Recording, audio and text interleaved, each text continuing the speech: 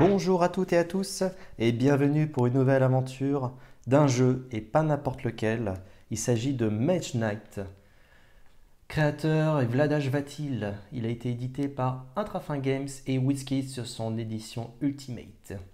Vladas Vatil, si vous ne voyez pas qui c'est également le créateur de Galaxy Trucker, de Through the Ages ou encore de Codename. De très bons jeux bien entendu. Mais dans Mage Knight, il a dû mettre vraiment toute sa passion pour les jeux pour créer un jeu d'une richesse incroyable. Alors pourquoi j'ai choisi Mage Knight? Parce que justement, ça nous fait vivre une aventure que nous allons découvrir au fur et à mesure à travers de différents épisodes de cette première saison. Pourquoi aussi des saisons? Parce que le jeu est d'une richesse tellement incroyable que je vais vous présenter une première saison sur un assaut de cité. Puis d'autres saisons vous présenteront d'autres mécaniques qui viennent à travers ce jeu et des mécaniques de base, hein. Donc c'est vraiment ce que le jeu peut vous proposer. Et puis je ferai aussi des hors-série, on va dire, qui vous permettront de me dire quel Mage Knight il faudrait choisir pour telle ou telle partie, quelle variante, c'est-à-dire des nouvelles règles que vous souhaitez introduire dans une partie. Et donc je me ferai plaisir justement d'être votre hôte pour pouvoir réaliser cette partie. Alors, Mage Knight, de quoi est-il composé? Donc, il va tout d'abord être composé d'un jeu de plateau, avec des tuiles qui vont faire découvrir le royaume qui, dans ce jeu, s'appelle le royaume d'Atlante. Et donc, au travers des différentes tuiles que nous allons révéler, nous allons pouvoir faire des interactions avec différents lieux, des villages, des tours, et puis aussi faire des rencontres. À la fois des rencontres, je dirais, ennemis pour pouvoir attaquer certains ennemis qui pourraient errer sur le royaume d'Atlante, et également interagir avec des personnes que nous pourrons recruter dans notre partie. Et puis c'est un jeu donc voilà, de recrutement avec des cartes. Et pourquoi des cartes? Parce qu'il y a également l'aspect deck building qui existe dans ce jeu. Vous avez des cartes de base pour commencer la partie, puis le Mage Knight va venir s'agrémenter de différentes compétences, donc des compétences avancées que vous retrouverez par ici, et donc on verra bien sûr par la suite de la partie comment on acquiert ces cartes. Et également le Mage Knight, alors pourquoi mage dans Mage Knight? Parce que justement il y a des sorts que vous pouvez utiliser, et d'ailleurs pas que des sorts. Vous avez encore une autre phase qui est la partie que vous voyez tout en haut, ce sont les artefacts. Donc ils sont bien gardés, bien loin, bien au fond, parce que les artefacts, effectivement, ils portent bien leur nom, c'est des artefacts extrêmement puissants.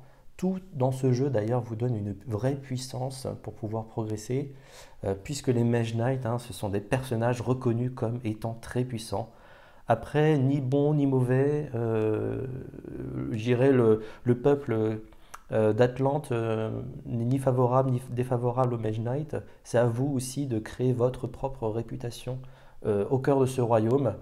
Oui, puisque le jeu intègre aussi justement une phase de progression sur la réputation. C'est ce que vous voyez ici, donc des progressions positives. Plus vous allez avancer dans cette réputation, plus vous aurez de l'influence pour pouvoir notamment interagir avec les lieux, voire même de recruter des unités. Et puis vous pouvez au contraire être en négatif, et donc là vous aurez des interactions plus difficiles, mais avec les choix que vous auriez fait pour arriver sur cette réputation négative, ça pourrait vous aider au cours de la partie. Donc voilà, il faut faire un choix, un juste milieu. Un Mage Knight, c'est ni tout blanc ni tout noir, il faut vraiment jouer avec cette partie-là. Et puis dans le système RPG, donc vous avez également l'expérience qui s'appelle ici une piste de gloire. Donc la piste de gloire passe de 0, et puis vous voyez, hein, les différents niveaux vont être passés successivement de ligne en ligne. Et sur chaque ligne, soit nous allons gagner justement une carte de compétences avancées, ainsi que des petites compétences qui sont spécifiques à nos Mage Knight. Donc voilà, des tuiles que nous allons révéler au fur et à mesure. Ou alors, sur d'autres lignes que nous allons passer, nous allons gagner également des jetons de commandement qui nous permettront d'accueillir davantage d'unités au cours de notre aventure. Donc au départ, nous commençons avec un jeton de commandement. Voilà. Et notre donc Mage Knight, Tovak, qui est ici. Donc voilà, ça c'est sa carte de base avec son premier niveau, donc qui est valable pour le niveau 1 et 2. Et donc au départ, nous avons 2 points d'armure et 5 cartes de limite en main. Donc voilà pour les différents aspects. Mage Knight aussi va introduire donc des dés qui vont représenter le mana que vous allez pouvoir utiliser. Donc des dés de différentes faces. À la fois donc du mana, je dirais donc vous avez du vert. Alors, attendez, je vais faire la mise au point, ça sera plus facile pour vous. Donc vous avez ici du mana rouge, hop, du mana vert, du mana bleu, du mana blanc. Donc ça, je dirais, c'est le mana type que vous pouvez rencontrer un peu partout dans le royaume. Et puis vous avez des manas un peu spéciaux, qui est le mana or, qui, alors dans le jeu, vous allez voir différents épisodes. Les épisodes vont se découper en manches. C'est ce que je vais vous proposer. Et puis, chaque manche, en fait, représente à la fois un jour, et puis une autre manche pourra représenter une nuit. Donc, le jour, le mana soleil permettra de remplacer n'importe quelle couleur fondamentale de mana pour pouvoir l'utiliser. Et puis, vous avez le mana noir, qui, lui, ne sert que la nuit, et vous permet de booster vos effets les plus puissants, notamment de sorts. Voilà. Donc il y a aussi cet aspect de dés, vous voyez dans ce jeu, un jeu extrêmement riche déjà en début de partie. Donc je lance le mana pour le démarrage de la partie. Voilà. Ensuite, donc notre joueur, et puis vu que nous jouons tout seul, c'est une partie solo en tout cas, nous ne sommes pas si seuls que ça entre ce que nous allons rencontrer au cours de l'aventure. Il y a également ce qu'on appelle donc un joueur fantôme, qui est ici, j'ai choisi donc Aritea, enfin j'ai choisi, je l'ai pioché et puis c'est tombé sur Aritea, qui est une autre Mage Knight dans le jeu que vous pouvez également incarner. Et Aritea jouera ce qu'on appelle donc le joueur fantôme, qui va cadencer la partie, et plus on va avancer dans la partie, plus elle peut nous mettre également une pression, donc qui peut être assez difficile, qu'il va falloir en tout cas gérer pour pas prendre trop de retard. Vous ne pouvez pas prendre trop votre temps dans ce jeu. Même si dans le jeu il prévoit aussi une variante pour retirer justement le joueur fantôme, je vous ne la conseille absolument pas parce que ça perd tout son intérêt et toute cette pression que vous pouvez ressentir au cours de cette aventure. Donc Aritea, vous voyez pour la carte Mage Knight, c'est très semblable à la carte de Tovak, sauf que en bas vous avez des petits points qui représentent avec quels cristaux donc cristaux de mana, puisque le mana peut également se cristalliser et y être stocké, mais ici ça va être une contrainte, puisque plus elle va avoir de cristaux, plus ça va être compliqué, plus elle va avancer vite, je dirais, ou elle risque en tout cas d'avancer vite, et nous faire accélérer la partie. Donc elle va commencer avec 2 cristaux rouges, un cristal blanc, donc je vais prendre 2 rouges et un blanc. Voilà, c'est pour le début de la partie. Tac. Voilà. Et donc, j'ai fait sinon donc, le reste de la préparation. Ça demande un tout petit temps de préparation, mais rien de bien méchant. Tout est bien organisé dans une boîte. Donc voilà, vous retrouvez tout à la fois. Alors, moi, je me suis fait des petits compartiments pour pouvoir accueillir les différents éléments de jeu. Mais voilà, ça permet vraiment, quand vous êtes bien organisé, de mettre une partie, je dirais, en 5-10 minutes. Donc voilà, pour un gros jeu comme ça, je peux vous dire que c'est presque rien, 5-10 minutes. Voilà, alors comment on va procéder? Eh bien, commençons la partie justement. Donc nous sommes 2 jours. Donc nous avons un plateau de jour. Vous verrez, lors de l'épisode 2, nous passerons à la nuit. Et donc, à chaque début de manche, nous avons en premier lieu à choisir une carte d'ordre de jeu. Donc pour les manches jour, eh bien, nous avons des cartes de jour. Pour les manches de nuit, nous avons les cartes de nuit. Donc bien entendu, nous sommes de jour, donc nous allons choisir les cartes de jour. Et qu'est-ce qui se passe à ce niveau-là? Eh bien, alors nous avons de la chance en solo, nous commençons par choisir en premier notre carte d'ordre de jeu. Donc pourquoi ordre de jeu? Parce que vous allez voir des numéros sur les cartes. Donc ici, la carte Lefto, donc vous voyez numéro 1, ensuite faux départ 2, vol de mana 3, planification 4. Départ flamboyant 5 et au bon moment 6. Donc quand vous avez le chiffre le plus petit, eh bien vous commencez la partie. Quand vous avez le chiffre le plus grand, eh bien vous êtes sur la suite. Quand on joue à 2, c'est relativement simple. Bien sûr, quand on commence à jouer à 3, 4, voire même 5, puisqu'il y a une variante pour 5 joueurs, voilà, ça peut être extrêmement déterminant de choisir son type de carte, soit en fonction de ce qu'on veut faire, c'est-à-dire démarrer la partie, ou alors du pouvoir que donne la carte. Donc nous allons voir ensemble les différentes possibilités. Donc lefto, hein, tout simplement, ordre 1, ça veut dire que vous êtes sûr de commencer le premier. Commencer le premier dans ce jeu peut être vraiment, je dirais, indispensable dans certaines phases parce que sinon, si vous ne commencez pas, vous risquez de payer cher par la suite, notamment quand on est à plusieurs joueurs. Mais par contre, ça ne provoque pas d'autres effets. Faux départ. Donc lorsque vous choisissez cette tactique, défaussez jusqu'à 3 cartes de votre main, y compris des blessures, puis piochez autant de cartes. Mélangez ensuite votre défausse dans votre deck. Donc là, ça vous fait un petit mulligan, on va dire. Dès que vous choisissez la carte, hein, vous devez faire cette, cette tactique. Notamment, elle peut être très utile au cours des futures manches, je dirais. Dès que vous piochez de la blessure, si jamais vous aviez de la blessure en fin de manche, vous piochez de la blessure et là ça vous permet de vous refaire la main puisque des blessures sont vraiment nos ennemis hein, dans cette partie. Ça ne nous aide absolument pas d'en avoir. Vol de mana. Alors lorsque vous choisissez cette tactique, prenez un dé mana d'une couleur fondamentale de la source. Donc couleur fondamentale c'est tout ce qui n'est pas or ni noir. Et placez-le sur cette carte. Vous pouvez utiliser ce mana n'importe quand pendant l'un de vos tours de jeu. Une fois utilisé, relancez le dé à la fin de votre tour et replacez-le dans la source. Donc oui, hein, dans ce jeu, par tour, vous allez voir une manche fait en plusieurs tours. Par tour, vous ne pouvez utiliser qu'un seul dé de la source. Et celui-ci vous permet quelque part d'avoir comme si vous aviez un cristal dans votre main en début de partie. Et donc vous pouvez le jouer quand vous voulez. Donc ça vous permet de jouer à la fois un mana sur cette carte, qui sera unique hein, pour la manche, et puis un mana de la source. Donc voilà, ça peut être très bien aussi. Hein, c'est de toute façon, plus le chiffre ici va s'agrandir, plus les effets en dessous hein, vont être puissants. Donc planification. Planification, à la fin de chaque tour, si vous avez au moins 2 cartes en main avant de piocher vos cartes, votre limite de cartes en main est augmentée de 1. Donc voilà, ça vous permet toujours d'avoir une main assez importante au cours du jeu qui vous permettrait d'avoir des phases décisives pour jouer plus de cartes, avoir plus de possibilités pour pouvoir avancer dans le jeu. Départ flamboyant, donc carte niveau 5. Donc lorsque vous choisissez cette tactique, piochez immédiatement 2 cartes supplémentaires.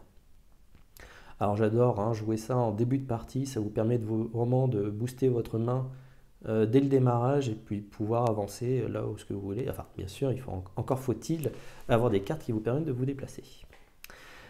Mais voilà, donc ça je la joue très très souvent, c'est vrai, en début de partie. Et puis au bon moment, alors une carte 6, donc là vous êtes assuré de jouer en dernier en choisissant cette carte. Et donc une fois pendant ce jour, vous pouvez rejouer un nouveau tour. Juste après le tour en cours, si vous le faites, retournez cette carte face cachée. Donc ça vous permet d'enchaîner 2 tours d'affilée et également être un instant décisif pour prendre le pas soit sur le joueur fantôme en mode solo, soit sur les autres joueurs quand vous jouez à plusieurs. Donc voilà, donc ça c'est le choix possible. Alors avant de faire ce choix, qu'est-ce que je vais faire d'abord? Je vais bien entendu piocher mes cartes. Alors combien de cartes je pioche?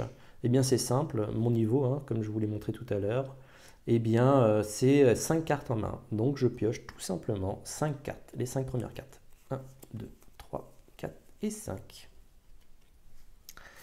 Et donc nous allons découvrir les cartes ensemble. Alors les cartes, donc vous avez une jolie illustration hein, sur la partie supérieure, le titre de la carte, un effet de base et un effet boosté dès que vous allez utiliser la mana, dès que votre Mage Knight va prendre ce mana et l'utiliser pour avoir son effet boosté. En haut à droite, vous avez, alors soit il y a un symbole, soit il n'y en a pas, mais quand il y a les symboles, c'est que c'est les cartes de base de votre personnage. Hein. Moi j'ai pris Tovak, donc toutes mes cartes de base auront ce petit symbole. Vous voyez, les jetons de Tovak également ont exactement le même symbole. Donc voilà, ça c'est pour les retrouver plus facilement, notamment quand vous allez ranger le jeu, mais aussi vous assurer que c'est bien une carte de base que vous avez dans les mains. Et puis en haut à gauche, vous avez le type d'effet que la carte peut provoquer. Donc des épées croisées, ce sont des cartes plutôt combat, hein, qui vous permettent de combattre pendant cette aventure. La carte de la main, c'est plus pour du soin. Le pied, c'est pour bouger, justement, hein, c'est pour du mouvement. Voilà, et puis après, ce symbole-là, c'est plutôt des actions qui peuvent être réalisées. Alors, non pas dans l'action du tour, vous allez voir qu'un tour de jeu, finalement, c'est je fais du mouvement, donc je vais pouvoir me déplacer sur la carte. Et deux, ensuite, je décide de faire une action. Donc, une interaction avec un village, une action d'attaque, par exemple. Et le tour s'achève par la suite. Voilà. Donc, ici, voilà, donc vous voyez, hein, j'ai des cartes, on va les découvrir ensemble les unes après les autres. Donc qu'est-ce qu'on a? Donc endurance givrée. Donc c'est une attaque d'ailleurs, une carte spéciale de Tovak, pardon. Et donc vous voyez, hein, il a une icône particulière. Sur chaque deck de base, vous avez toujours deux cartes personnages spécifiques. Voilà, les autres sont communes, mais les deux cartes sont jamais les mêmes d'ailleurs. Donc voilà, vraiment vous avez une rejouabilité aussi extraordinaire dans le jeu.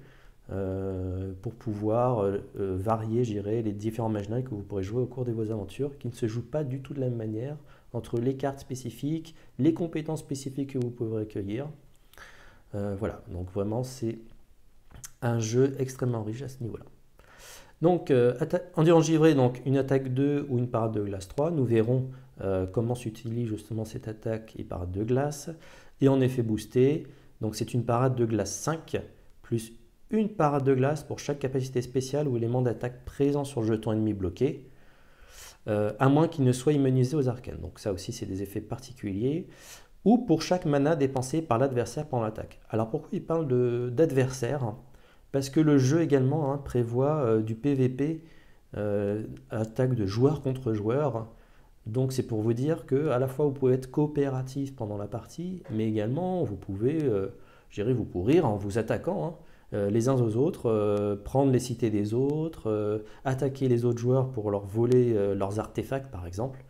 Donc voilà. Donc c'est des parties qui peuvent être extrêmement difficiles. Il faut jouer quand même avec des joueurs expérimentés, voilà, pour pouvoir, aller sur ce type d'attaque. Je vous conseillerais, si vous voulez jouer à plusieurs, dans un premier temps, d'aller plutôt sur du coopératif. C'est suffisamment épique de cette manière-là, mais si à un moment donné vous dites, bon, allez, est-ce qu'on peut s'attaquer, utilisez la variante d'attaque joueur contre joueur. Voilà.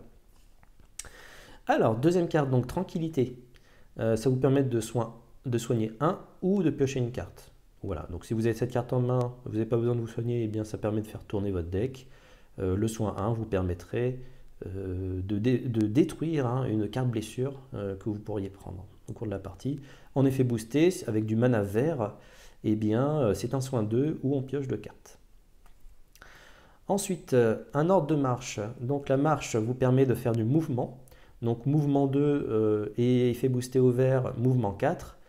Alors vous me direz, mouvement 2, c'est déjà pas mal. Là, j'avance.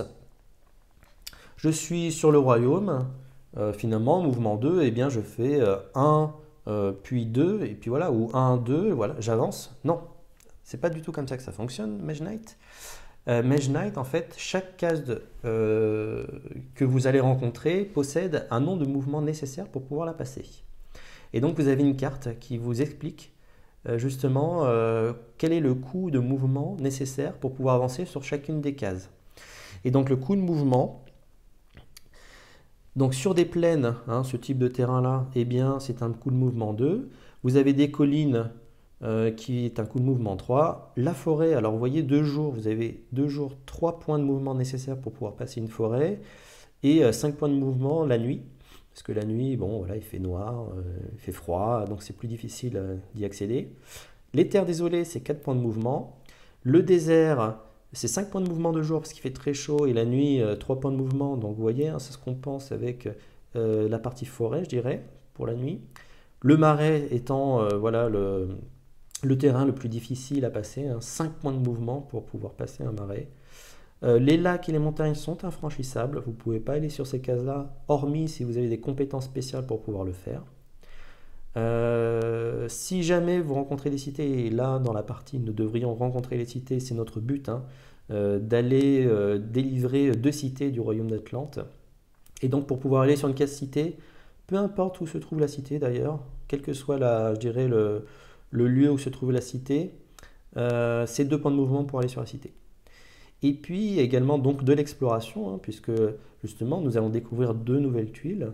Donc l'exploration, c'est un coup de 2 si vous voulez révéler une nouvelle tuile lorsque vous êtes en bordure, je dirais, de carte. Voilà. Donc vous voyez, hein, et à chaque fois il y a une petite fiche d'aide.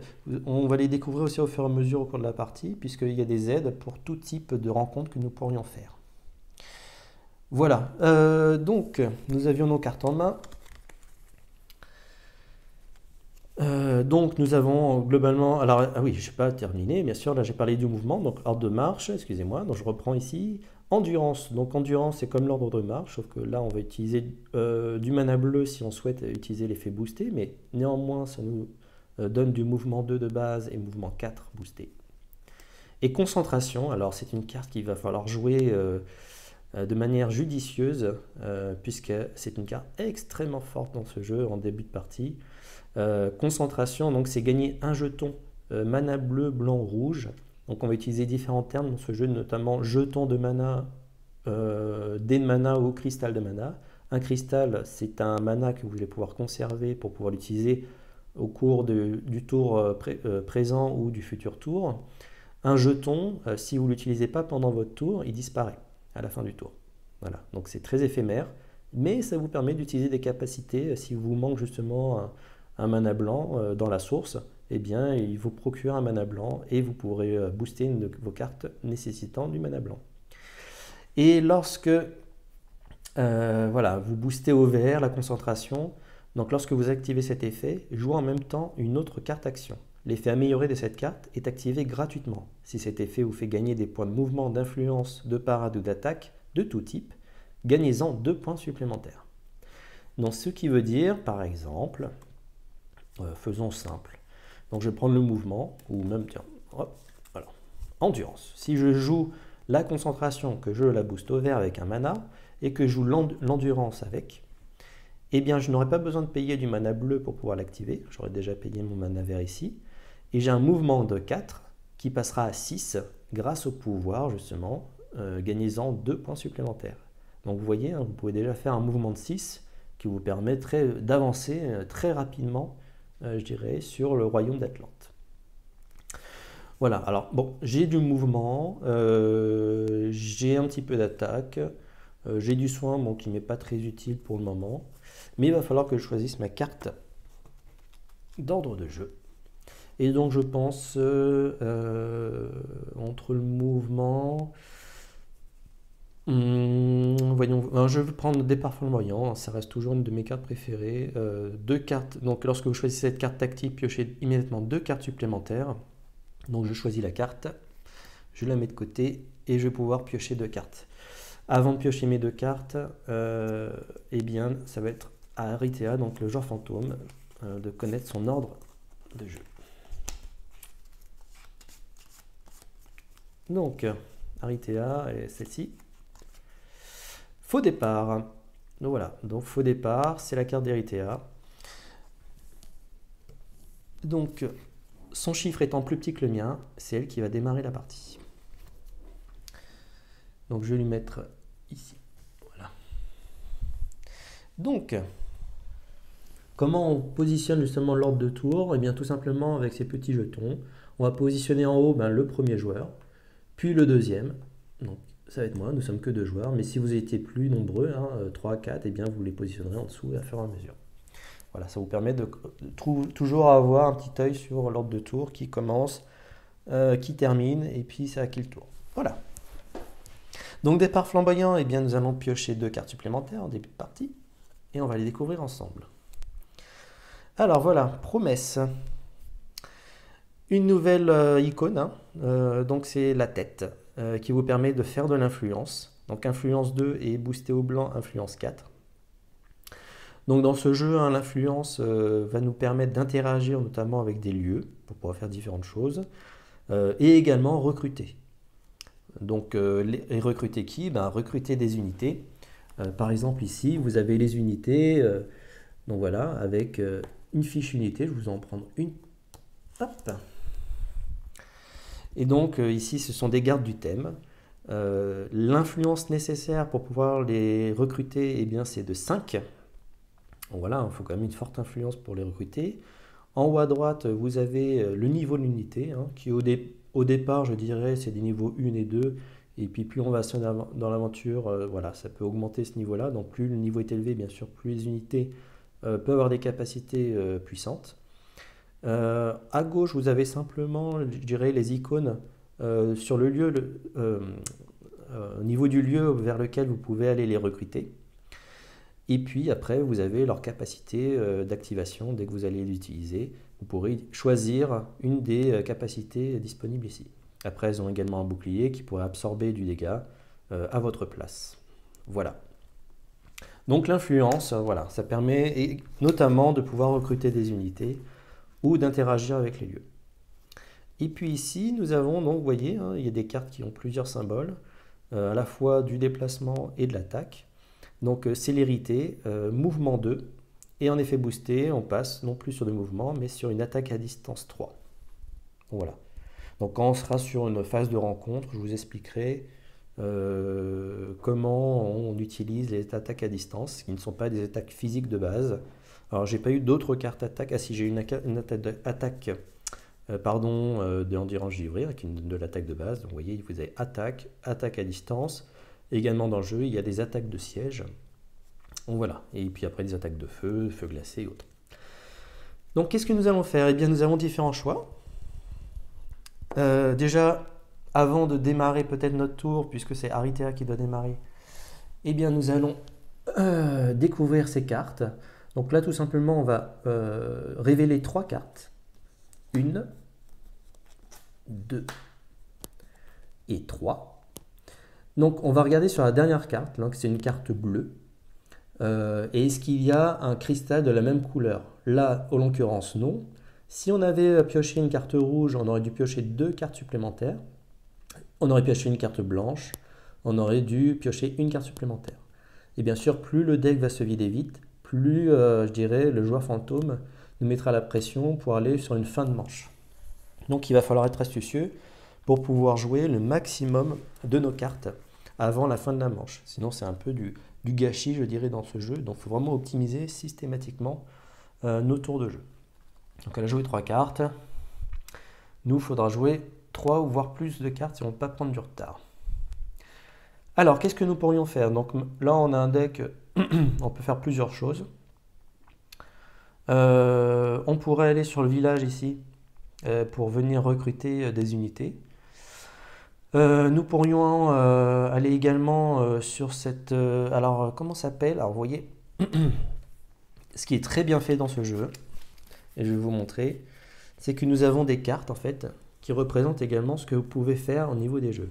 Donc, vous avez des unités vertes qui sont des orques maraudeurs, qui nous permettent notamment de gagner la réputation, comme les draconiens, les villages que vous pouvez faire, interagir auprès d'un village, les antres, les donjons, monastères, les ruines, tours de magie, voilà. Et là, la case dont je voulais vous parler, c'est un dédale qui permettrait notamment, si on suit le dédale, soit d'avoir en fonction du chemin que nous aurions choisi, du cristal, une carte sort, voire une carte artefact. Voilà, mais pour ce faire, hein, il faut battre bien sûr des unités extrêmement puissantes qui sont des chimères. Donc voilà, ça peut être un choix, mais peut-être pas un choix, je dirais, en début de partie, quand on n'a pas suffisamment, je dirais, boosté nos compétences ou quand on y va sans unité. Donc ça peut être compliqué. Néanmoins, ici, vous avez une forteresse qui peut être prise d'assaut. Et donc, ça nous permettrait, la forteresse, d'une part, pouvoir recruter des unités spécifiques, mais également d'augmenter notre niveau de carte en main, donc, et donc d'avoir plus de cartes pour pouvoir jouer, pour avancer encore plus facilement. Ici, vous avez une clairière magique, dont je vous montrerai les effets hein, qui pourraient être intéressants à utiliser. Des ruines. Les ruines, ici, c'est un hôtel dans ces ruines, où il faut dépenser justement de la mana pour avoir de l'expérience. Hein. Toutes les petites, les petites icônes en bas vous donnent l'expérience nécessaire. Donc là, si vous dépensez un mana vert, bleu, blanc et rouge, vous obtenez 10 points d'expérience.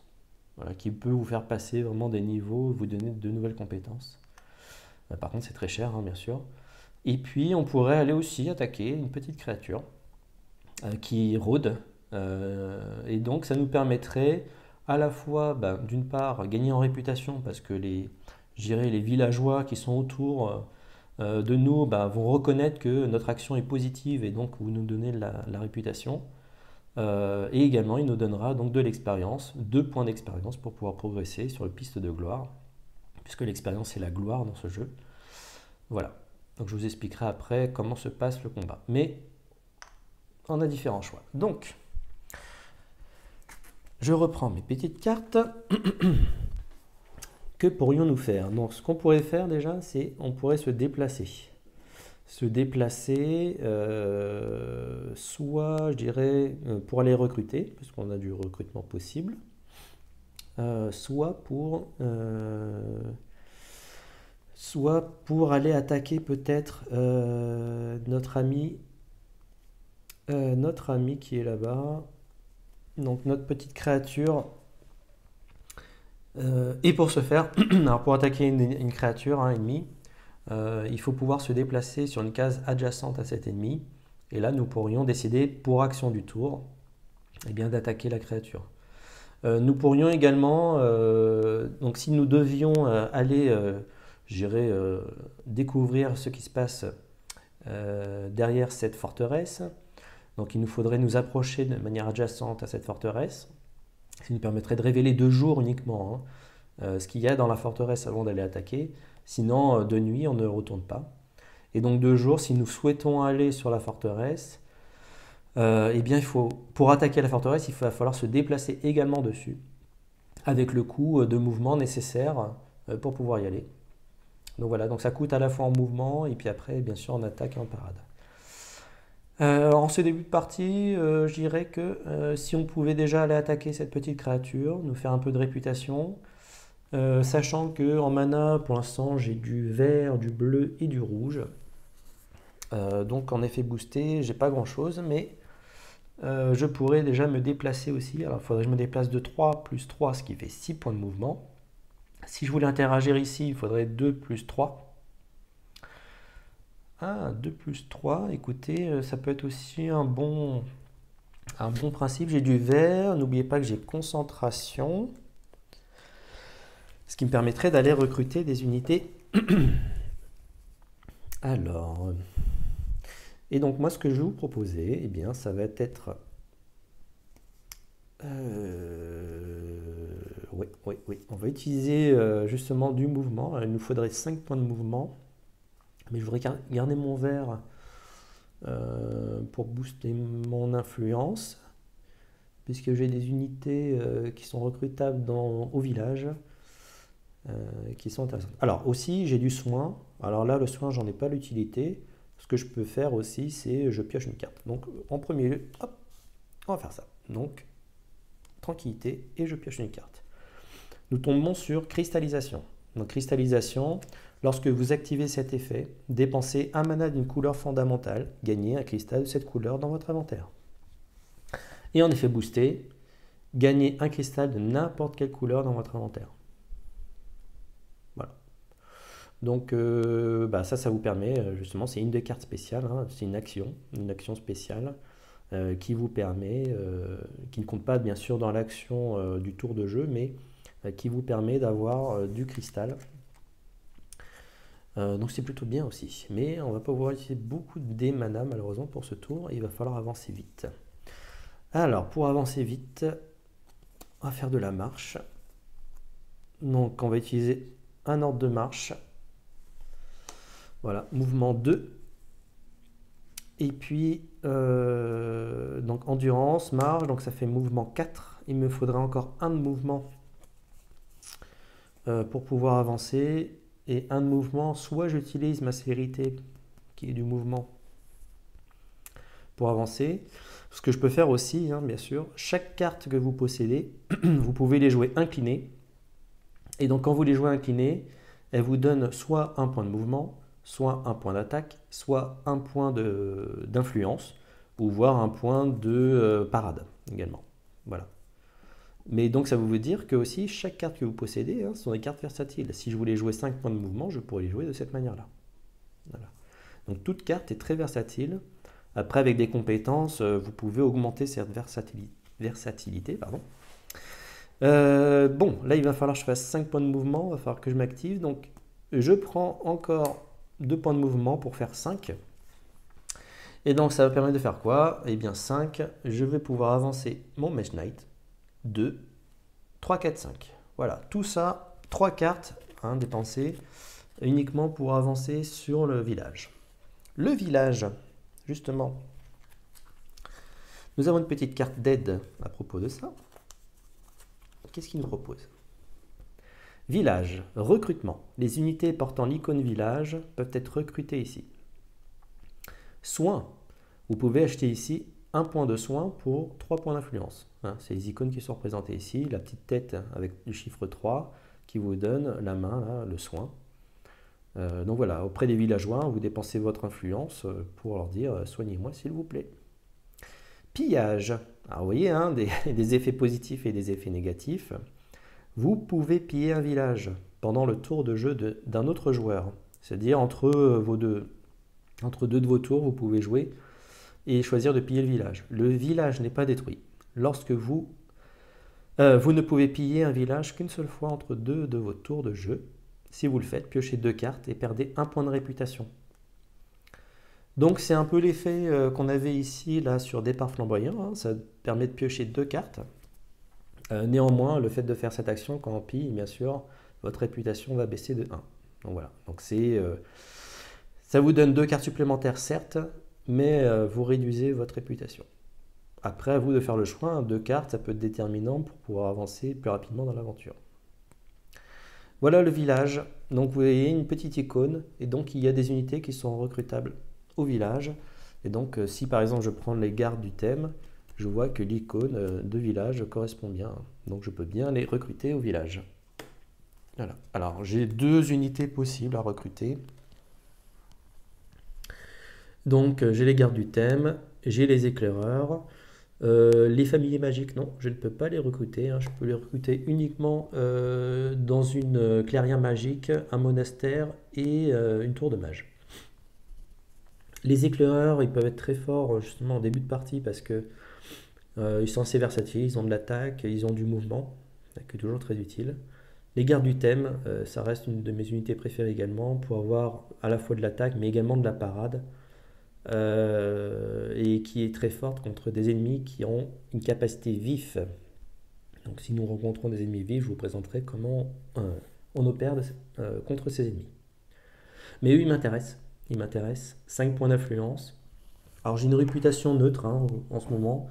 Je suis à 0 en réputation, donc elle ne viendra pas s'ajouter à mon influence existante. Donc ce que je vais faire... il me faudrait aussi du mana blanc. Hein. Si je devais avoir au moins 5 points d'influence et puis j'irais jouer une carte en travers pour pouvoir le faire, mais j'ai concentration. Concentration me permettrait d'avoir justement du mana blanc. Donc je pourrais très bien faire mana blanc. Donc je joue cette carte-là, mana blanc, j'utilise influence 4, il manquerait un point d'influence que je jouerais avec une carte inclinée. Mais on va faire un peu d'économie quand même. Donc je vais utiliser concentration. Et concentration sur son effet boosté. Donc j'ai du mana vert dans la source, ça tombe bien. Donc je joue concentration, boosté, avec promesse. C'est-à-dire que maintenant je me dote d'une influence de niveau 6. Et avec 6 points d'influence que je peux dépenser comme je veux, eh bien je pourrais me soigner 2 fois, bien sûr, puisque c'est soin 3 pour soigner sur un village. Mais je vais prendre les gardes du thème. Et donc en prenant les gardes du thème, je vais les placer sous mon jeton de commandant. Voilà. Donc mes gardes du thème se trouvent maintenant auprès de moi, prêts à se sacrifier ou à me protéger, ou voilà, pendant toute la partie du jeu. Et donc quand je les utiliserai, eh bien j'indiquerai à mon jeton de commandant, voilà, j'ai utilisé mes gardes et je ne pourrai plus les utiliser jusqu'au début de la prochaine manche. Voilà, nous avons recruté, bien écoutez, nous avons recruté de bien belles manières. Je ne peux pas utiliser cristallisation pour utiliser un mana de la source, puisque j'ai déjà utilisé un dé. Et puis l'endurance givrée reste en main. Donc c'est la fin du tour. Alors fin du tour, je relance le dé pour pouvoir refaire l'offre de mana de la source. Toutes les cartes que j'ai jouées vont se retrouver dans ma défausse. Alors vous n'allez pas voir, mais je vais la mettre sur le côté, hein. Et puis, fin du tour, donc je vais justement, j'ai 2 cartes en main, ma limite de cartes est de 5, donc je vais tout simplement repiocher 3 cartes supplémentaires. 2 et 3. Alors, qu'est-ce que nous avons pioché? Source de mana. Durant ce tour, vous pouvez utiliser un dé de mana supplémentaire de la source. Voilà, une des cartes qui vous permet de modifier un peu la règle de base qui est, vous pouvez prendre qu'un dé de mana de la source. Bon, après, c'est juste pour ce tour, mais déjà, ça vous permet de faire ça. Et puis, sur son effet boosté blanc, prenez un dé de mana de la source et placez-le sur la couleur de votre choix, sauf or. Excusez-moi pour cette petite interruption. Voilà, durant ce tour, vous pouvez utiliser un dé de mana supplémentaire de la source, ou alors je le disais, donc, prenez un dé de mana de la source et placez-le sur la couleur de votre choix, sauf or. Gardez 2 jetons mana de cette couleur. Donc vous devez les jouer pendant votre tour si vous ne voulez pas les perdre. Et ne relancez pas ce dé lorsque vous le remettez dans la source. Donc quelque part, ça vous permet de manipuler ce que vous aurez au prochain tour dans la source. Et ça vous permet également d'avoir 2 jetons pour activer 2 cartes de la même couleur. Donc c'est quand même très très fort aussi. Bien, on retrouve un ordre de marche. Mouvement 2, mouvement 4, effet boosté. Et puis une célérité, mouvement 2 et attaque à 3 à distance. Voilà les 3 nouvelles cartes qui s'ajoutent aux 2 que nous avions précédemment. Ensuite, donc nous avons joué notre tour, c'est au tour d'Aritea. Alors, qu'est-ce qu'elle va nous faire cette Aritea? Donc, 1, 2, 3 bleus. Pas de cristal bleu, donc on pioche pas plus de cartes. Eh bien, c'est plutôt pas mal. C'est plutôt pas mal. Alors, qu'est-ce que nous allons faire, nous? Donc voilà, nous avons quoi? Nous avons du mouvement, un peu d'attaque, de la source qui nous permettrait... source de mana qui nous permettrait d'avoir un peu plus de mana. Dans la source, j'ai du 2 bleus et 1 rouge. Donc j'ai pas de blanc, par exemple, je pourrais pas utiliser ça, malheureusement. Ça va être quoi notre démarche? Alors, allons sur le royaume. Sur le royaume, qu'est-ce qu'il nous dit? Eh bien, nous pourrions nous déplacer sur la forêt ici. Pour aller attaquer nos chers amis orques. Alors, qui sont-ils, ces petits orques? Ce sont des tirailleurs orques. Voilà. Donc, on pourrait les attaquer. On pourrait aussi découvrir un peu le monde. Alors, pour aller sur cette case-là, c'est 4 points de mouvement. Donc, ça coûte cher en mouvement, plus le mouvement qui serait nécessaire si nous souhaiterions aller découvrir une de ces parties. J'ai pas beaucoup de mouvement, donc il va falloir que je me limite. Encore de nouveau, désolé pour cette nouvelle interruption. Mais voilà, ça va aller mieux, vous inquiétez pas. Du coup, 3 points de mouvement, donc si nous souhaitions aller attaquer nos chers amis orques, tirailleurs orques, ça nous permettrait quand même d'avoir un peu d'expérience en ce début de partie, la réputation. Voilà, donc ça peut être un choix, parce que la réputation, on en aura besoin de toute manière. Ou alors, vu qu'on a nos gardes du thème, c'est d'aller attaquer notre tour. Alors attention, il y a un rempart là, qui se dresse entre nous et la tour, ce qui peut être contraignant pendant la partie. Donc il y a une carte également pour les remparts. Les remparts, les remparts, les remparts. Voilà, remparts. Donc rempart, vous voyez, il y a une petite icône ici qui représente aussi le mouvement nécessaire pour pouvoir passer un rempart. Pour traverser les remparts sur le plateau, vous devez dépenser 1 point de mouvement supplémentaire. Les réductions de coûts de mouvement annulent ce surcoût. Les remparts n'ont aucun effet sur les mouvements invoqués directement par un effet. Combat. Lorsque vous défiez un ennemi errant à travers les remparts, il est fortifié. Donc déjà, fortifié, vous allez voir, toutes les attaques à distance en début de combat sont absolument inutiles. Lorsque vous attaquez un autre joueur ou Volcar à travers les remparts, Volcar, ça c'est également un des ennemis du jeu que nous pourrions rencontrer au cours de prochaines saisons d'ailleurs. Votre adversaire est fortifié. Si vous lancez à travers des remparts un assaut contre un site fortifié, les défenseurs sont doublement fortifiés. C'est-à-dire que toute la phase en amont où vous pourriez avoir l'espoir de détruire votre ennemi avant qu'il n'attaque, eh bien tombe à l'eau. Ni les attaques de siège qui sont déjà difficiles à obtenir, ni les attaques à distance ne vous serviront contre des défenseurs doublement fortifiés. Et provocation, hein, votre mouvement ne provoque pas l'attaque des ennemis errants si la case de destination est séparée de l'ennemi par des remparts. Les ennemis errants n'attaquent jamais à travers des remparts. Voilà. Il reste bien derrière, au chaud. Et puis, donc c'est une tour que nous souhaiterions attaquer, une forteresse, pardon. Enfin, vous voyez, vous avez une petite icône forteresse ici.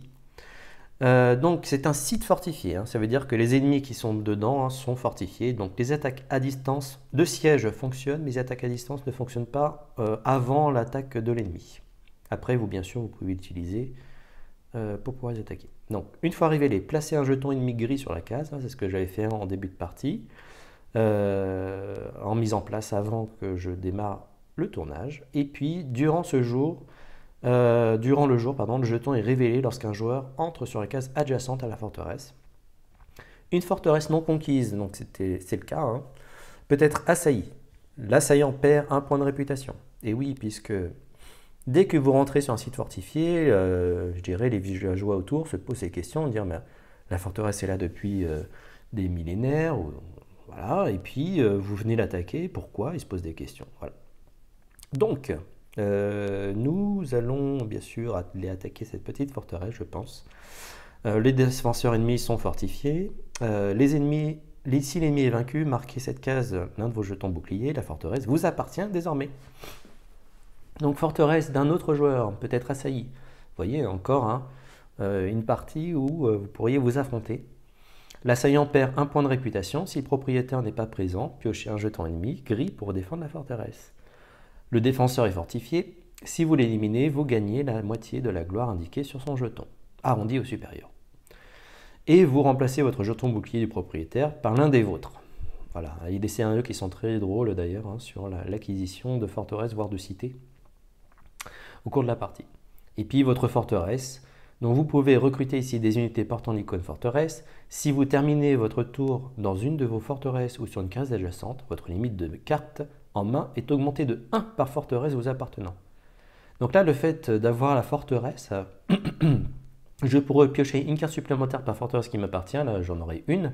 Si jamais dans l'aventure, eh bien j'en ai d'autres forteresses, j'ai d'autres possibilités d'attaquer les forteresses et de les conquérir, eh bien ça sera 1 par forteresse que j'aurai. Et donc vous voyez la limite de main qui est au départ de 5 pourrait vite augmenter et me donner plus de possibilités. Voilà, une petite forteresse. Intéressant donc d'aller attaquer cette forteresse. Néanmoins, il va falloir du mouvement pour pouvoir aller attaquer. Du mouvement, eh bien j'en ai ici, que malheureusement je ne peux pas booster. J'ai également de la célérité, avec des attaques à distance. Qu'est-ce que je pourrais faire? C'est vrai. Entre deux de mes tours, j'aurais pu choisir de piller le village. Hein, piller le village, je vous rappelle, ça permet de piocher 2 cartes supplémentaires. Mais en revanche, je perdrai 1 point de réputation. Eh bien, c'est ce que nous allons faire malgré tout. Donc je suis ici, je vais perdre 1 point de réputation, donc je suis toujours à 0 pour l'instant. Hein. Je n'ai pas de malus, je dirais. Néanmoins, il va falloir, pour gagner après, c'est un peu plus compliqué. Et ça va me permettre de piocher 2 cartes. Hein, je suis toujours entre 2 de mon tour, on va dire. Et donc je pioche les 2 cartes. Ah bah, ça tombe plutôt bien. Donc j'ai Instinct, vous voyez, alors une carte extrêmement versatile, également une carte spéciale de Tovak. Donc ça permet de générer un mouvement 2, une influence 2, une attaque 2 ou une parade 2. Hein. Tout ça, les virgules sont des ou. Et en effet boosté, mouvement 4, influence 4, attaque 4, parade 4. Donc voilà, c'est extrêmement versatile. Donc ça peut être aussi une carte déterminante hein, quand vous la possédez en jeu. Rage, une carte purement d'attaque ou de parade. Donc rage, attaque ou parade 2, et puis en effet boosté, une attaque 4. Donc là, on peut déverser sa rage sur des ennemis. Ce qui est très bien, justement, c'est ce qu'il me fallait quelque part. C'est ce qu'il me fallait. Je pourrais donc me déplacer. Et puis, je dirais, aller attaquer nos chers amis là-bas. Alors, la tactique. La tactique ici va pouvoir consister à nous déplacer ici, déjà dans un premier temps, ce qui ne coûterait que 2. Puis après, pour aller attaquer, donc c'est, vous voyez, c'est de la plaine, donc ça nous coûte 2 points de mouvement, plus 1, puisque nous avons un rempart qui nous sépare. Donc on va déjà jouer 2 points de mouvement pour aller sur cette case. Donc 2 points de mouvement. Hop, je vais jouer, et bien un ordre de marche. 2 points de mouvement. Hop, avançons. Alors on a le droit, hein, bien sûr, d'avancer au fur et à mesure. Et après prendre nos décisions de... Qu'est-ce qu'on va avoir comme ennemi? Ah, oula. Excusez-moi. Voilà. Alors, je ne sais pas si vous les reconnaissez. Et oui, des gardes du thème. Ça peut être également des ennemis. Bon, alors eux de base, qu'est-ce que nous avons sur les jetons ennemis? Donc en haut, vous avez justement leur bouclier, le nombre de points de dégâts qu'il faut leur apporter pour pouvoir les tuer. Alors dans ce jeu, de toute façon, systématiquement, c'est soit vous faites tout, soit vous faites rien. Si vous ne faites qu'une partie de ces points, il n'a pas de point de vie en soi. Hein. Donc même si vous faites 4 points d'attaque, vous ne pourrez pas faire une deuxième attaque pour faire les 3 derniers points qui pourraient lui rester. Non, non, il faut tout attaquer. Donc une attaque de 7, ça reste quand même assez difficile à obtenir. Il a une parade de 3, une attaque de 3, pardon, lui, donc une attaque physique de 3 qu'il faudrait pouvoir parer à 3 si nous voulions prendre aucun dégât.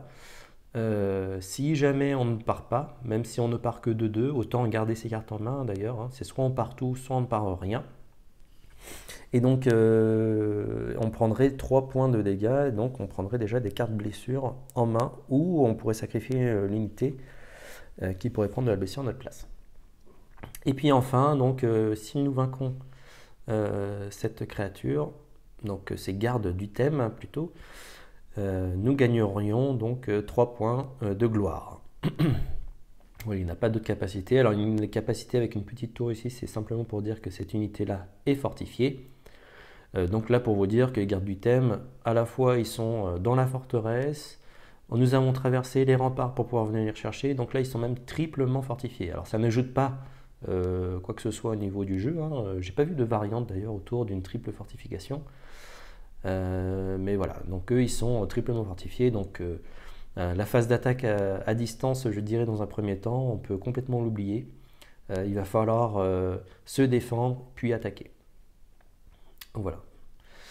Donc, garde du thème. Comment on va procéder? Il ne faut pas oublier que maintenant j'ai une unité, hein, les gardes du thème, qui est ici, donc il y a une attaque également de 2 et une parade 4. Alors je sais qu'il va falloir que je fasse quand même 7 points d'attaque à un moment donné. 7 points d'attaque. Alors j'ai un mana rouge, J'ai un mana rouge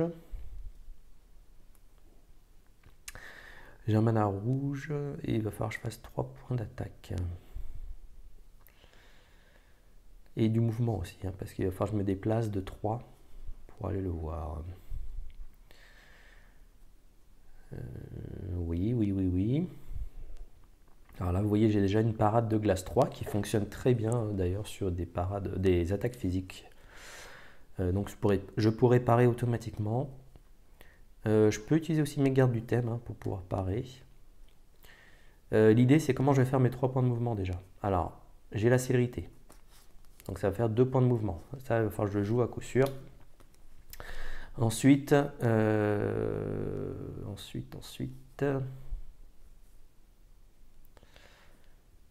eh bien, je vais utiliser l'endurance givrée inclinée. Donc ce qui me fait 3 points de mouvement. Et 3 points de mouvement, ça me permet de partir à l'assaut de la forteresse. Quand nous partons à l'assaut de la forteresse, eh bien, nous diminuons notre réputation de 1. Et donc là maintenant je tombe dans les valeurs négatives. Donc voilà, ce qui pourrait me pénaliser pour la suite de la partie. Mais voilà, on reste à -1. Vu le gain que ça pourrait nous apporter, le fait d'avoir la forteresse. Et donc nous allons attaquer notre ennemi. Donc notre ennemi, hop, attaque à distance. Donc ça c'est la première phase. Est-ce qu'on peut faire de l'attaque de siège à distance avant qu'il nous attaque? Non. Triplement fortifié, comme je dis, on oublie. Donc il va nous attaquer à 3. À 3, ce que je vais faire, c'est je vais engager mes gardes du thème et les mettre face aux autres gardes du thème. Et puis je vais utiliser leur parade 4. Donc pour utiliser leur parade 4, tout simplement, eh bien, je mets le jeton de commandement sur l'unité. Donc je ne pourrai plus les activer au cours de ce tour, au cours de cette manche, pardon, pour faire autre chose. Mis à part, ils pourraient encore prendre des dégâts à ma place, puisque l'unité activée ou non, tant qu'elle n'est pas blessée, elle peut toujours servir pour prendre des blessures à notre place. Donc une parade 4. Elle n'est pas doublée parce qu'il n'y a pas de capacité vive de l'ennemi. Donc 4 est supérieur à 3. Donc je pars complètement sur l'attaque. À nous maintenant. À nous maintenant. Alors, à nous, il va falloir que je fasse 7. Alors 7 points d'attaque. Vous voyez, pour atteindre 7 quand même, c'est pas rien. J'ai la rage déjà. La rage que je vais booster au rouge. Je n'ai pas encore utilisé 2 dés de la source. Et donc je booste au rouge. Il me manque 3.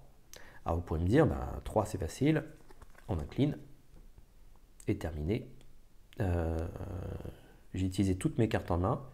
Mais au moins je les ai bien utilisées pour faire mon attaque de 3. Ce que je peux faire aussi, c'est utiliser déjà 2 d'attaque ici, et puis utiliser une de ces 2 cartes-là inclinées. C'est une autre possibilité. Ou alors, je peux utiliser source de mana, ce qui me permet d'utiliser un dé supplémentaire de la source. Et donc avec du bleu, je pourrais faire la cristallisation. Vous voyez le schéma, un peu complexe.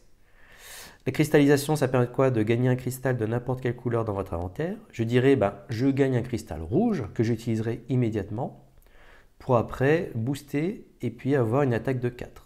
Bon, là, je n'ai pas un ennemi en soi, finalement, qui me fait 8 points d'attaque, par exemple. Il faudrait que j'ai 8 points d'attaque. Donc, vous voyez, j'utiliserai également mes trois capacités. Mes 3 cartes, néanmoins, voilà. Il y a plusieurs manières de faire. Donc, soit j'utilise mes 3, soit je vais peut-être essayer de garder comme une carte. De toute façon, je sais que j'aurais utilisé source de mana, quoi qu'il en soit. Donc, ce que je vais faire, je vais utiliser instinct. Ça fait 2 de plus. Et source de mana inclinée. Donc, ça fait 4 plus 2, 6, plus 1, 7. Elle est équivalente à la barre d'armure des gardes du thème. Et donc, ils sont morts. Qu'est-ce qui se passe quand ils sont morts? Eh bien, tout simplement, nous allons dire, ça y est, cette forteresse-là est à nous. Donc je prends un petit jeton de Tovak que je place sur la forteresse. Voilà. C'est une forteresse qui nous appartient dorénavant. Et ensuite, les gardes du thème nous donnent 3 points de gloire. Et donc, 3 points de gloire. Je fais 1, 2 et 3. Ça y est, nous montons d'un niveau. Et donc, la montée de niveau, nous allons la voir, justement, c'est la fin de notre tour. Et donc, nous allons pouvoir prendre une carte de compétence ici, et une carte d'action avancée, pardon, excusez-moi, et une des compétences disponibles pour notre héros. Donc, fin du tour, donc je relance le dé. Alors vous voyez, un noir, donc le noir ne peut pas être utilisé le jour, donc il va dans la petite case ombrée du jour justement. Je mets en défaut toutes les cartes que j'ai utilisées, donc là on a utilisé un bon paquet d'ailleurs. Et puis donc il me reste une carte en main, cristallisation. Je ne vais pas piocher tout de suite, je vais faire ma montée de niveau. Mais là, ce qui est bien fait dans ce jeu, hein, c'est que un autre joueur qui pourrait jouer pourrait déjà entamer son prochain tour. Il a déjà la mana disponible dans sa source et nous, on pourrait faire notre montée en compétence, montée en niveau en parallèle. Donc ça, c'est un vrai plus hein, dans ce jeu. C'est vraiment bien organisé, même jouer à plusieurs. Donc, montée en niveau. Premièrement, ce qu'on va faire en premier lieu, on va prendre 2 compétences au hasard. Alors, qu'est-ce que nous dit ces compétences? Donc, une petite carte est disponible aussi pour le joueur. Donc, la première c'est vision nocturne. Une fois par tour, attaque à distance de 1 le jour ou attaque à distance de 2 la nuit. Ok. Et l'autre, donc c'est celle-ci. Voilà. Magie inutile. Une fois par tour, une carte jouée inclinée génère plus 2 au lieu de plus 1. Donc vous voyez, hein, cette compétence-là, toutes vos cartes, au lieu d'être 1, enfin, une fois en tout cas, au lieu de valoir 1, elle vaut 2, quoi. Donc, et voire 3 si vous n'avez pas utilisé la dé de la source ce tour. Alors on essaie d'utiliser au maximum la source, mais c'est vrai que là, elle peut générer 3. Ouais.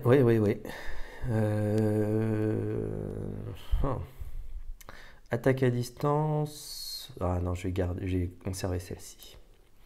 Magie inutile. Donc, je garde cette compétence-là, que je vais placer voilà, à côté ici. Et puis, donc l'autre compétence, elle va arriver dans l'offre des compétences. Donc ici, alors malheureusement, je ne pourrai plus choisir une de mes compétences. Mais néanmoins, Aritea va nous donner une des compétences possibles. Voilà, qui est celle-ci. Donc, tout simplement, on retrouve la tête. Donc le jour, ça nous fait 2 points d'influence. Et la nuit, ça nous fait 3 points d'influence. À chaque tour. Donc, voilà, ce qui est très fort aussi. Donc je pourrais, à mon prochain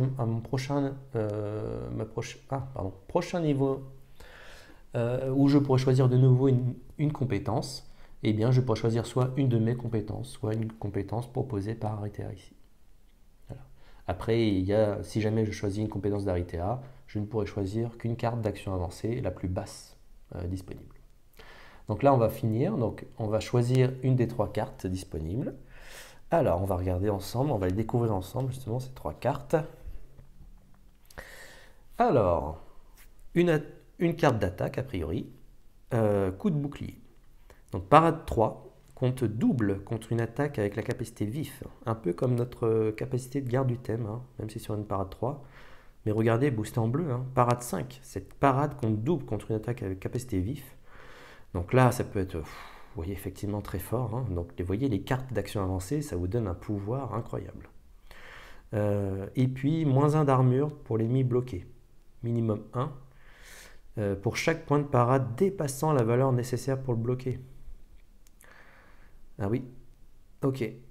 Donc là, effectivement, ça peut faire une très grosse parade. Et en plus de ça, ça permettrait d'attaquer plus facilement des ennemis relativement forts. Hein. Coup de bouclier, très bien. Ensuite, intimidation. Alors, on retrouve un peu une carte qui existe également, donc qui est la menace, qu'on n'a pas encore découvert d'ailleurs dans notre paquet. Et donc, influence 4 ou attaque 3, à la fin de votre tour, moins 1 point de réputation. C'est une intimidation, hein, donc là encore une fois, vous jouez votre côté... votre côté non héroïque, hein, le côté un peu craint par la population. Et donc, sinon, une influence 8. Pouh, là là, une influence 8, c'est énorme pour recruter des très grosses unités en fin de partie. Ou attaque 7 également, une attaque 7. Oh là là. À la fin de votre tour, moins 2 points de réputation. Voilà, l'influence. L'influence en perd un coup. Boule de cristal. Alors vous voyez, boule de cristal, une carte d'action, on va dire, spéciale, ou d'attaque. Donc, prenez un cristal bleu dans votre inventaire. Donc ça nous fait du cristal. Effet boosté, attaque à distance de glace 3. Ah. En plus de glace, ce qui pourrait passer quelques boucliers complémentaires de certains ennemis. Oui, bah, elles sont très bien, hein, ces cartes-là, bien sûr. Si je prends... Alors après, voilà, vous verrez au cours du jeu, hein, malheureusement, il n'y a pas que notre deck qui va s'enrichir, il y a également le deck du joueur fantôme. Et la carte qui va venir dans le deck du joueur fantôme en fin de manche, ce sera la carte la plus basse de l'offre. Donc imaginons que je prends le bouclier. Oui, après ce serait l'intimidation qui est une carte rouge qui ne m'arrange pas beaucoup parce qu'il a déjà 2 cristaux rouges. Donc ça pourrait augmenter ses chances en tout cas de tourner plus de cartes. Mais bon, il n'a pas été trop embêtant pour l'instant. Mais je pense que je vais prendre ça quand même. Coup de bouclier. Hop. Et donc la carte que nous prenons, la gros avantage aussi, c'est qu'on sait qu'on la pioche pour le prochain tour. Donc on la place sur notre deck. Et donc je reprends et je découvre une nouvelle carte d'action avancée. Hop. Qui serait portail temporel. Alors là pour le coup c'est une action. Vous voyez un A. Ça veut dire qu'elle remplace l'action du tour. Donc dès que vous voulez, dès que vous avez fini de bouger, vous jouez cette carte-là et ça fait l'action. Donc à jouer en tant qu'action de votre tour, vous pouvez vous déplacer sur une case adjacente sécurisée sans provoquer les ennemis errants. Que vous vous déplaciez ou non, votre limite de cartes en main est augmentée de 1 la prochaine fois que vous piochez les cartes. En effet boosté, identique à l'effet de base, sauf que vous pouvez au choix vous déplacer à une distance de 2 sur une case sécurisée au lieu de 1. Ou augmenter votre limite de cartes en main de 2 au lieu de 1. Ok. Donc sécuriser, tout simplement, ça veut dire que la case sur laquelle vous vous trouvez, elle vous permet d'y rester. Si jamais vous vous trouvez sur une montagne par un effet spécifique, eh bien, c'est pas une case sécurisée, donc vous devriez vous retrancher et prendre de la blessure, malheureusement.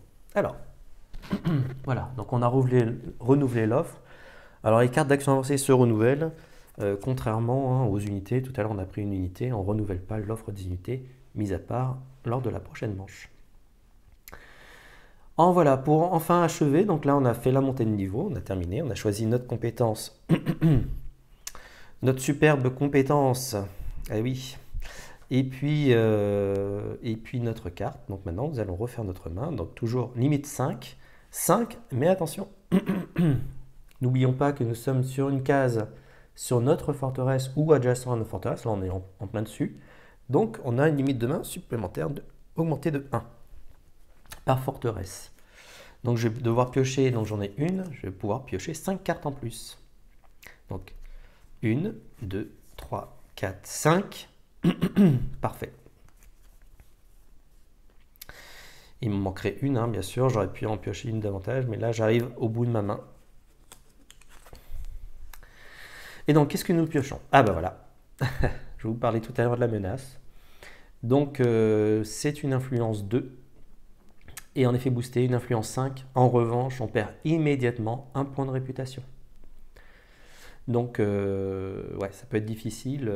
C'est pas une fois qu'on a interagi, hein, c'est avant qu'on interagisse, on perd le point de réputation et puis on utilise son influence. Mais vous voyez, hein, on peut être très bien. Alors, tout à l'heure, on va dire, on avait le côté plein d'influence, de gloire, de bonne réputation, avec une belle promesse, hein. On serre la poigne justement pour dire viens dans mon équipe, viens te rejoindre à nos aventures. Ou alors plutôt un aspect menaçant avec un coup de réputation. On va dire tu viens avec moi, t'as pas le choix, et puis on va faire l'aventure ensemble. Mais là, au détriment de cette belle réputation. Donc voilà, donc la menace. Mais une influence 5 quand même. Rage, bah de nouveau, hein, attaque 2, parade 2 ou attaque 4. De l'endurance, du mouvement, très bien. Et puis notre fameux coup de bouclier. Voilà ce que nous avons pour cette partie. Donc, Aritea. Aritea, bon, ça va, pour l'instant on a pris le pas, je dirais, sur l'aventure. Donc, elle ne nous presse pas de trop. Donc, une carte blanche sur la 3e. Donc, un cristal présent dans sa réserve. Donc, je retourne encore une carte. Alors peu importe la couleur hein, de cette dernière carte d'ailleurs, on ne repioche pas encore deux cartes, etc. Non, non, non.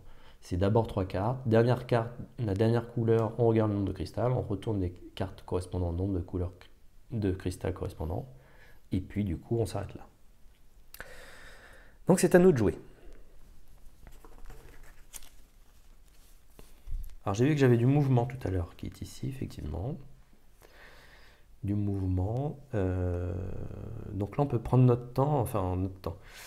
On a quelques tours quand même devant nous. On a quelques tours devant nous, effectivement. Je pourrais prendre, faire un tour de cristal. Ce que je peux faire, oui. Ou on attend un petit peu. Bon, on peut faire aussi un ordre de marche qu'on pourrait booster.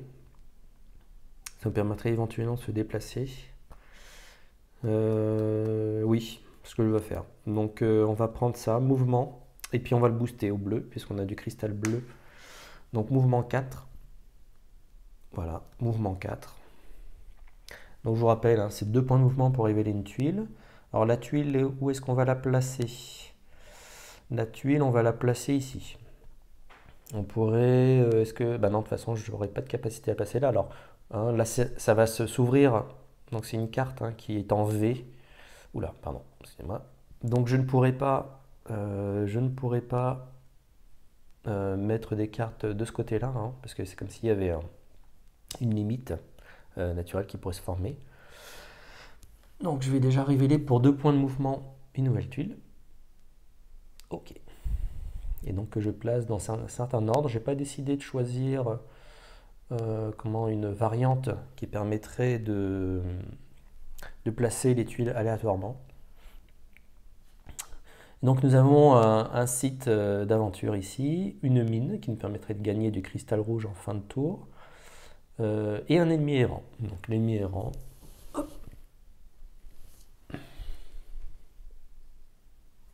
Ok.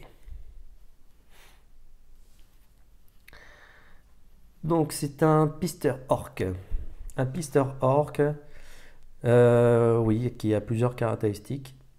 La première, c'est que ses points de défense avant, pendant la phase d'attaque à distance au début, eh bien, il a 6 points de défense. Ensuite, si on ne peut pas faire d'attaque à distance, eh bien, il a une attaque de 4. Donc, il faut parer une attaque de 4. Si on ne part pas sur une attaque de 4, vu qu'il a l'aspect assassin, on ne peut pas utiliser d'unité pour absorber ces 4 points d'attaque. Ça va directement sur le héros.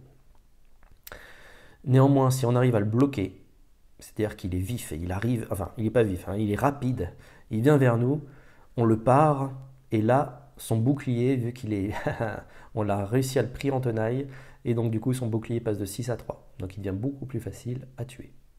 Mais pour ceci, il faut le parer. Si jamais on n'arrive pas à le parer, 1, on va se prendre des blessures, et 2, il va garder son bouclier à 6. Voilà, une unité assez complexe, mais bon, elle nous donne quand même 3 points d'expérience. Ah, ce qui est peut-être pas inintéressant. Ouais, tout à fait. Donc voilà. On la place sur cette partie-là. Elle nous ferait gagner également un point de réputation. Et là, je pense qu'on aurait besoin de ces fameux points de réputation. J'ai encore 2 points de mouvement. J'en avais 4 avec ma carte. Plus 2 pour dépenser là. Donc il ne me reste plus que 2. Il faudrait que pour avancer, il faudrait que j'avance ici pour pouvoir attaquer cette créature. Ou alors que je mène un combat peut-être un peu trop précoce là, contre une unité. Il me semble que c'est une chimère qui se cache dans les entrailles. Alors nous allons regarder le site aventure. Une antre.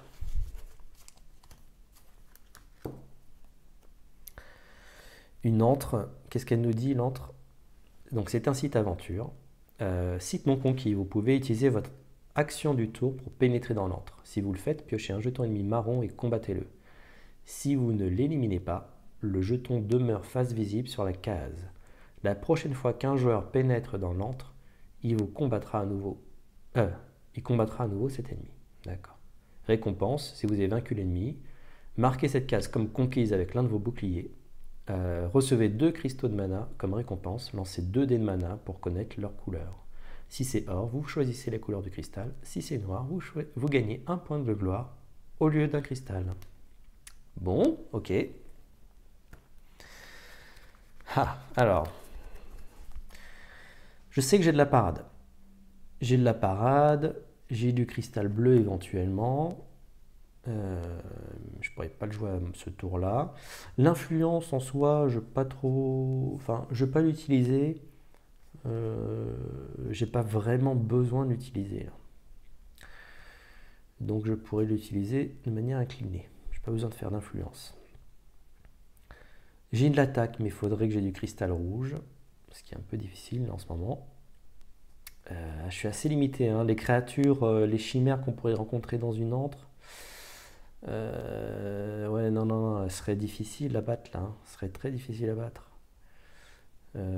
4 points d'attaque, c'est un peu trop juste. Surtout si on doit se défendre et pas prendre trop de blessures en main. Néanmoins, je pense quand même qu'aller voir nos petits orques en fin de tour, là, ça peut être pas mal. Ça permettrait la fin de manche à proximité d'une de nos forteresses. Ou alors, ah oui, j'ai pas pensé à ça.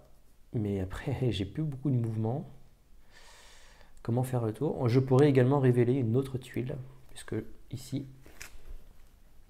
nous avons découvert donc une nouvelle tuile, et je pourrais également découvrir ce qui pourrait se passer ici, vu que j'ai encore 2 points de mouvement à dépenser. C'est un choix. Par contre, je ne ferai pas grand-chose, je pense, malheureusement, pour la suite. Mais nous pourrions avoir quelque chose d'intéressant, hein. C'est tout le jeu, hein. C'est soit, en gros, je vais attaquer cette créature-là, soit je découvre une nouvelle facette du royaume d'Atlante. Allez, on va découvrir. Ouf, oh là là. Ouh, il y en a des choses. Alors, je vais bien placer la carte. Voilà la tuile. Bon. C'est pas ce que j'aurais espéré, mais... Qu'est-ce que nous avons? Donc, nous avons un orc. Alors, qu'est-ce que c'est que ça? Qu'est-ce que c'est que ces petits orques? C'est une sorcière maudite. Sorcière maudite, hein, vous voyez, hein, déjà un bouclier de 5, donc pour l'attaquer, c'est assez coton. Elle a une attaque de 3. Donc une attaque de 3, bon, ça se part relativement bien, surtout avec des boucliers. Le bouclier, vous voyez, de coup de bouclier ici, là, une parade de 3, hein, ça peut l'apparaître directement. Et elle a un effet poison. Donc si jamais on ne part pas son attaque, on va se prendre des dégâts en main, donc des cartes blessures en main qui vont vraiment nous pénaliser. Et en plus de ça, on en prendra également dans notre défausse. C'est-à-dire qu'à la prochaine manche, nous retrouverons ces fameuses blessures créées par le poison, c'est l'effet retardant. Et donc ça pourrait nous pénaliser pour la suite. Voilà. Bon. Néanmoins, vu où elle se trouve, on va pas trop venir l'embêter. Bon, les attaques à distance ne serviront à rien. Et puis là, oui, non, là... Donc ici, il y a un camp de réfugiés qui permet de recruter n'importe quelle unité, type d'unité, hein. Par contre, il y a des coûts d'influence supplémentaires. Et puis là, on retrouve un même site que ce que nous avions ici. Voilà, pour pouvoir essayer d'espérer d'avoir plus de cristal ou d'autres choses. Bon, je pense que là, la fin du tour, enfin de la manche même, va bientôt s'approcher. On va essayer quand même de faire le maximum. Puisque de toute façon, voilà, faut jouer nos cartes, hein. Faut jouer nos cartes. J'ai déjà utilisé un cristal. Ce que je vais faire du coup, c'est que...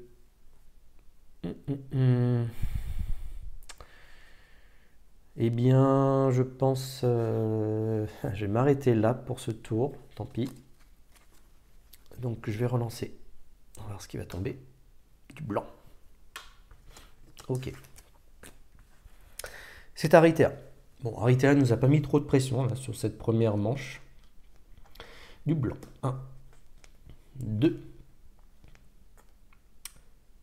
Une carte blanche, un cristal, donc je retourne encore une carte. Alors vous voyez, malgré tout, elle ne nous a pas mis la pression, mais elle n'est pas loin derrière nous, hein. Il nous reste encore 2 cartes. Bon, ça nous laisserait encore un petit peu de temps de toute façon pour agir. Là, qu'est-ce que j'ai comme possibilité? Alors, ce que je peux faire, c'est une cristallisation. Une cristallisation, hop, que je booste au bleu. Et donc, je choisis n'importe quel cristal. Gagnez un cristal de n'importe quelle couleur dans votre inventaire. Et donc, je vais choisir... Est-ce que je vais pouvoir attaquer d'ailleurs pendant ce tour-là? Pas sûr, pas sûr. Par contre, ce que je pourrais faire, c'est m'avancer. M'avancer pour le cristal supplémentaire. Alors, ce qui est difficile à obtenir comme cristal, c'est notamment du cristal vert qui peut être très fort. Alors, le cristal bleu, bien entendu, là, pour pouvoir parer. Mais j'ai pas assez de mouvement, malheureusement. J'ai plus que ça en main hein, pour finir la manche. Ce que j'aurais voulu, c'est éventuellement, à un moment donné, pouvoir me déplacer, je dirais, au moins jusqu'ici. Pour ce faire, il me faut 6 points de mouvement que je n'ai pas. 6 points de mouvement que je n'ai pas, donc je perds un peu mon temps, mais néanmoins, il va falloir que je me déplace au moins d'une case. Bon, en cristal, en tout cas, n'oublions pas quand même, c'est ce qu'on a joué. Donc ici, je vais prendre un cristal vert. Je sais que ça pourrait m'être utile pour la suite de l'aventure. Donc là, je ne pense pas forcément au tour présent, mais au tour futur. Et puis, eh bien, nous allons nous déplacer pour être prêt, je dirais, à une attaque. Oui, parce que de toute façon, je ne pourrais pas attaquer. Ah, quoique, attendez. J'aurais utilisé du bleu. Il y a moins d'1 d'armure. Ouais, mais j'aurais utilisé du bleu. Donc, même moins 1 d'armure. Avec ces deux cartes-là. Ah, mais il m'aurait fallu une autre carte. Ou alors, attendez.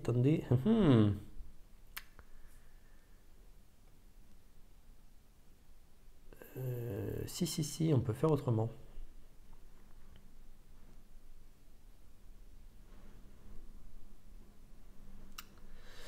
Alors, ce qui est bien dans le jeu, hein, c'est qu'il prévoit aussi des règles pour dire, voilà, vous pouvez revenir en arrière si vous avez fait un mauvais choix. Donc, c'est ce qu'on va faire. Je pense qu'il y a quelque chose là.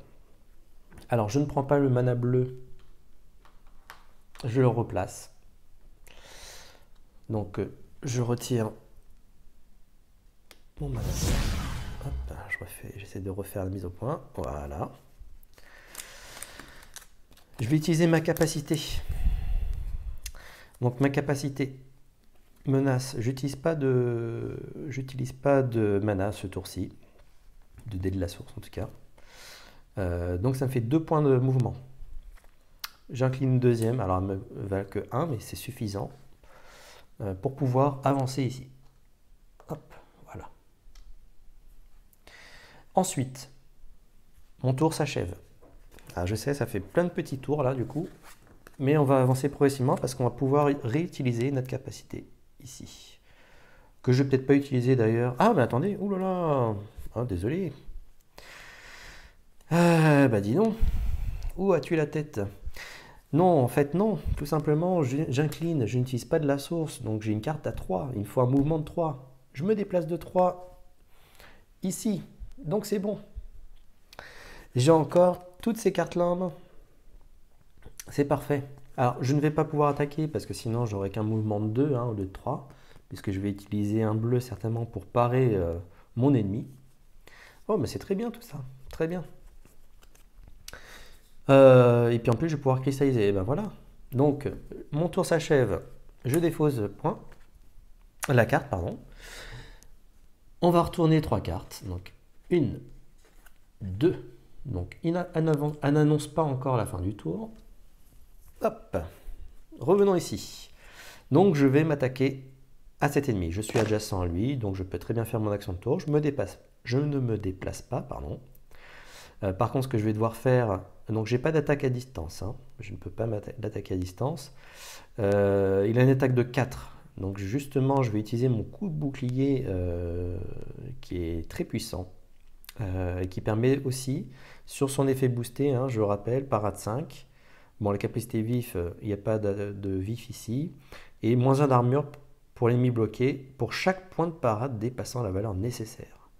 Donc là, vous voyez, une attaque de 4, une parade de 5, ce qui permet d'avoir parer complètement son attaque. Et en plus, vu que j'ai un point de plus, 5 versus 4, eh bien, son armure passerait donc de 3 à 2. Et 2, qu'est-ce que j'ai? J'ai de la rage. Donc c'est ce que nous allons faire. Coup de bouclier, je pars son attaque. Voilà. Donc parade 5, il ne reste plus que 2. Et je fais la rage. Ouf. Et voilà. On pensait de pouvoir rien faire, mais au final, nous avons détruit quand même un ennemi. Pas si innocent que ça, hein. Donc voilà. Donc c'est, eh bien, déjà un point de réputation supplémentaire. Donc ça va nous aider pour la suite de l'aventure. Donc ça tombe plutôt bien. Et puis, 3 points de gloire. 1, 2 et 3. Voilà. Eh ben c'est plutôt pas mal cette manche. Voilà, il nous reste une carte en main. Donc je relance le dé, c'est la fin de mon tour. Voilà. Du rouge qui arrive. Ouais, c'est peut-être pas si mal que ça, le rouge. Aritea. Eh bien, qu'est-ce qui se passe, Aritea? Elle nous dit fin de la manche. Donc, pour tous les joueurs, les autres joueurs peuvent réaliser encore un tour. C'est notre cas. Ça tombe très très bien. Et donc, je vais utiliser cristallisation. Alors là, j'aurais pas trop le choix, hein. C'est soit du rouge ou du blanc.